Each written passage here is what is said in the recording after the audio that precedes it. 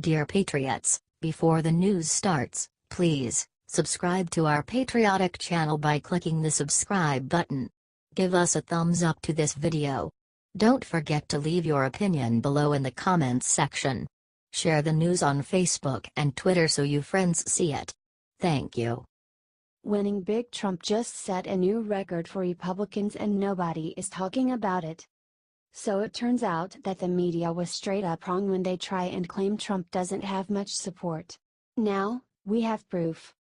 According to the NY Post, the GOP has managed to raise $40.3 million worth of contributions of $200 or less since January 1. Republicans have not managed to fundraise this much since 2003 following the horrible September 11 attacks. The Democrats, on the other hand, have only managed to put together a measly $25 million in donations since everybody hates them. This major feat was also 100% thanks to the hard work of President Donald Trump.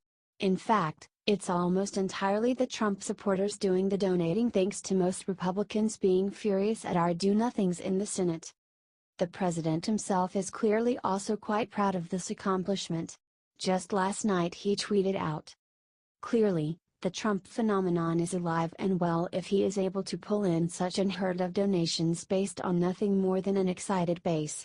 If you are proud of what this president has accomplished, let him know it and get this out to every Republican you know."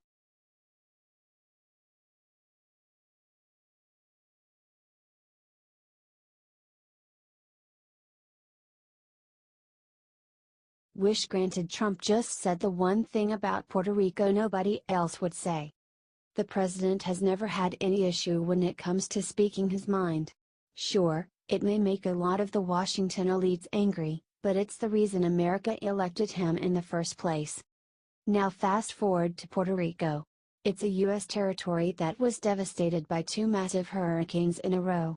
The media has been attacking Trump constantly over his response.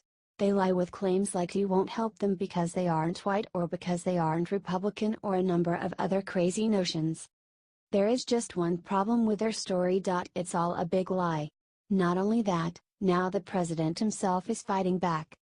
He isn't wrong to say what he did. The president has been working with FEMA and Puerto Rican officials on the disaster relief since before the storms hit.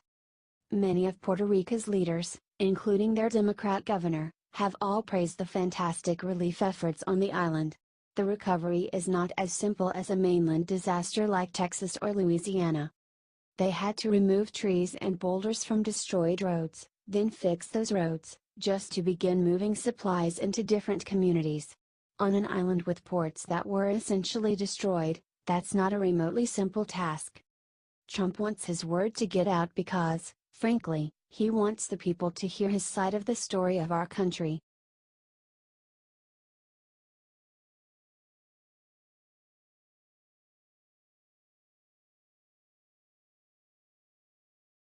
The president just told Democrats the one thing he needs before he signs DREAMer Act. The president made his demand before he will even consider signing a DREAMer Act loud and clear today. Not a bunch of demands, a single one, and it's pretty simple. President Trump is now demanding border wall funding in return for the signing of a new DREAMer deal. That's right. The Trump administration's new immigration principles and policies is more than just a deal on the wall, though. It is also more border security, more resources for deportation, and a merit-based system that limits chain migration to spouses and children. The White House also made it very clear that a proper border wall was not negotiable considering their long-proven success rates. Successive border walls are undeniable from the perspective of their operators, U.S. Customs and Border Protection Acting Deputy Commissioner Ronald Vitiello said Sunday. Of course, whether or not any of this comes true is not up to the president. Now the responsibilities fall on Congress to find a way to include these in the new DREAMer bill. Trump's job is to guide them and veto when necessary. If this is a deal you think Republicans should move on, then let them know it. We are the people and we have a voice.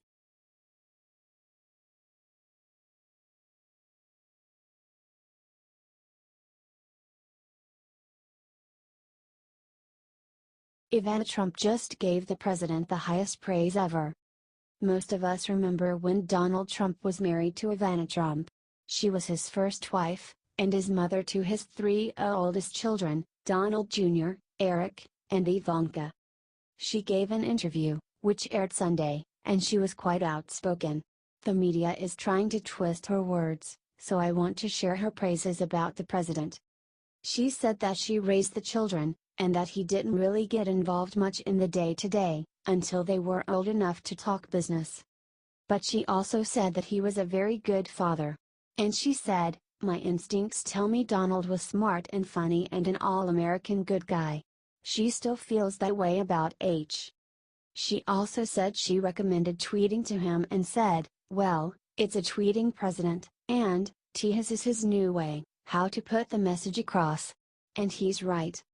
When asked about whether enough people support him, she said, "He has the people behind him." The MSM has already started twisting her words, to try, as always, to make our president look bad. But if you watch the interview, you will see that she still has the highest respect for her first husband, now the POTUS. Please get this shared to all your family and friends, so they know the truth. And comment thanks, Ivana. H.T. The Hill and CBS News.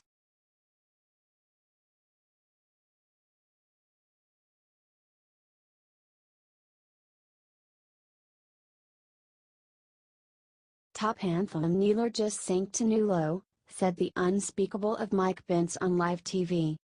Vice President Mike Pence showed up to Lucas Oil Field in Indianapolis yesterday to watch his hometown Colts take on the San Francisco 49ers.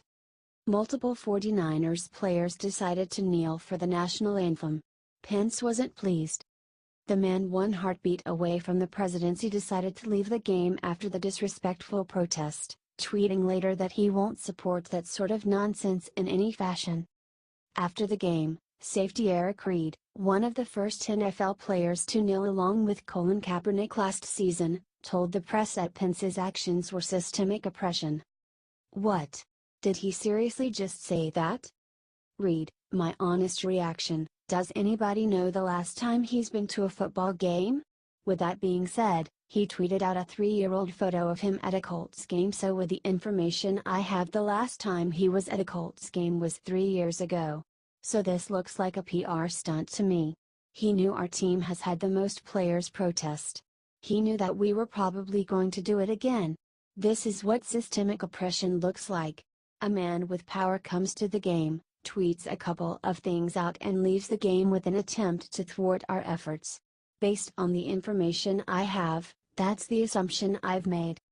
Reid clearly doesn't understand that kneeling for the national anthem does absolutely nothing but tick off those of us in this country who love America. Neither Reid, Kaepernick nor any athlete across any sport who has knelt during the Star-Spangled Banner has accomplished a dang thing. These phonies just look silly, especially considering most of them don't even know why they're kneeling other than to spite President Trump. If this childish statement by a spoiled NFL millionaire, who doesn't know what he's talking about, makes you furious, comment yes. Let VP Mike Pence know you stand with him and America and always will. HT, Pro Football Talk.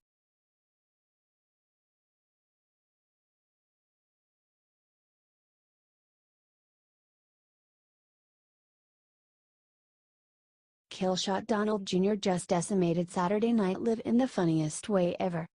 The Hollywood elites have been in full panic mode ever since their sexual predator boss Harvey Weinstein was outed for decades of abuse. Instead of standing tall to a serial sexual assaulter, they all ran and hid just like the cowards they are.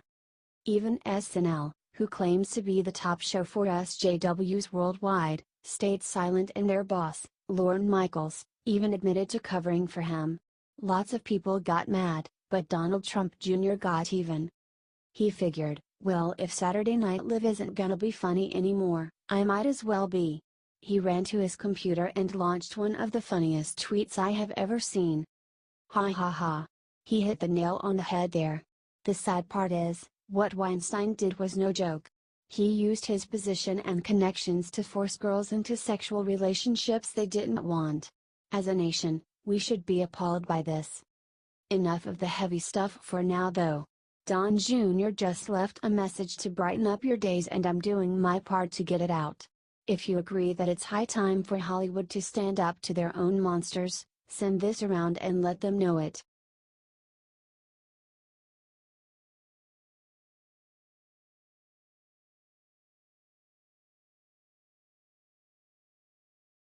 Game over. Dallas Cowboys owner just made new rule that will end anthem kneeling for good. The NFL's Dallas Cowboys are known as America's team due to their large fan base, among other reasons. Owner Jerry Jones, a former college ball player himself and longtime billionaire friend of President Trump, is just as sick and tired as the rest of us with watching high-priced athletes kneel for the national anthem. Now, Jones is speaking out louder than ever before. Every NFL owner needs to take note and follow his lead. Jerry says, if you disrespect the flag, you're benched. If there's anything that is disrespectful to the flag, then we will not play. Understand? We will not. If we are disrespecting the flag, then we will not play. Period. Jones added, we as a team are very much on the page together. We made our expression. I'm very supportive of the team, but under no circumstances will the Dallas Cowboys, I don't care what happens, under no circumstances will we as an organization, coaches, players, not support and stand and recognize and honor the flag. Period. He concluded, if it comes between the impression or the perception that we're not standing together, supporting each other, or the perception that we're disrespecting the flag, the perception that we're not together will be secondary to not respecting the flag. Respecting the flag is first. How about them Cowboys? Per ESPN, regarding the rule that NFL players stand for the anthem. According to the manual, during the national anthem, players on the field and bench areas should stand at attention, face the flag, hold helmets in their left hand, and refrain from talking. And there you have it. If you're sick and tired of millionaire NFL babies disrespecting our flag, comment yes. Did you stand with America's team owner Jerry Jones? Is this a fair punishment for kneelers? Let us know. ESPN